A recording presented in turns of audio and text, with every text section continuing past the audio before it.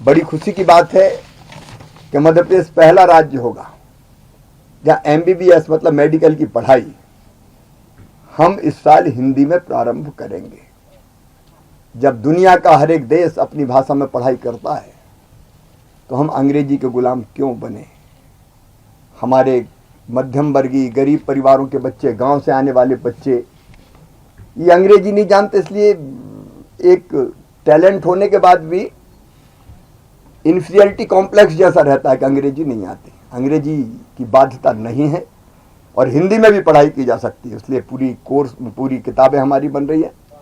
और इसी साल देश में पहली बार हम अपनी मातृभाषा में मेडिकल की पढ़ाई प्रारंभ करेंगे। मैं बड़े गर्व के साथ ये कह रहा हूँ। उसके साथ साथ फिर इंजीनियरिंग की और बाकी पढ़ाई भी हिंदी में सुनिश्चित करके हम इस मिथक को तोड़ देंगे कि अंग्रेजी ज़रूरी है। गरीबों को, ग्रामीणों को, मध्यम वर्गीय बेटा बेटियों को जो अंग्रेजी मीडियम के स्कूलों में नहीं पढ़े उनको इसका निश्चित तौर पर बहुत लाभ मिलेगा। वैसे ही एक बड़ा फैसला जो मैंने हालांकि घोषित कर दिया था विधानसभा में कि पुलिस की भर्ती में अब क्या काम क्या वो लिखित परीक्षा ही हो, लिखने में अच्छा और दौड़ने में अच्छा ही नहीं है तो डाकू चोरों को कैसे पकड़ेगा।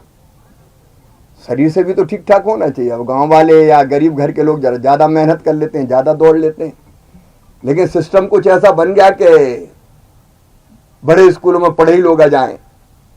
तो हमने तय किया कि भैया 50% नंबर दौड़ भाग के रखेंगे, शरीर में दम होगा तो ही भर्ती होगी। तो उसमें भी मुझे लगता है कि ग्रामीण क्षेत्र के गरीबों के बेटा बेटी बड़ी संख्या में, अभी जो पुलिस की भर्ती शुरू होने वाली है 6000, उसके बाद फिर और निकलेगी, उसमें उनका सिलेक्शन हो पाएगा। फिर एक और हमने फैसला किया है, इंसानों के लिए तो टेलीमेडिसिन की व्यवस्था की है, मतलब फ़ोन करके विशेषज्ञ डॉक्टर से टेलीमेडिसिन की व्यवस्था है, वो सलाह ले सकते हैं कि क्या करना चाहिए।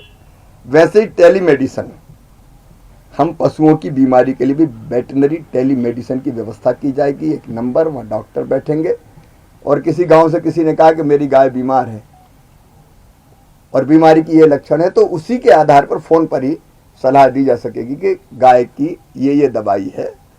और वैसे ही हमने तय किया है कि फसलों की बीमारी के लिए भी अगर फसल में कोई बीमारी लगी तो टेलीफॉर्म विशेषज्ञ बिठाएंगे कृषि विज्ञान केंद्र पे और वह फ़ोन करके वो बताएंगे कि फसल में ये बीमारी, पत्ती ऐसी हो गई, तो फ़ोन पे ही उनको एडवाइज किया जाएगा। तो टेलीमेडिसिन इंसान के लिए भी, पशुओं के लिए भी और फसलों के लिए भी, तीनों के लिए लागू करने की योजना हमने बनाई है। एक और विशेष बात, मध्य प्रदेश में स्कूली शिक्षा में देश में पहली बार कक्षा 8 से आर्टिफिशियल इंटेलिजेंस की पढ़ाई प्रारंभ की जाएगी। 240 घंटों का पाठ्यक्रम लागू किया जाएगा। ये भी देश में पहली बार होगा और हम अपने सरकारी स्कूलों में पढ़ाएंगे।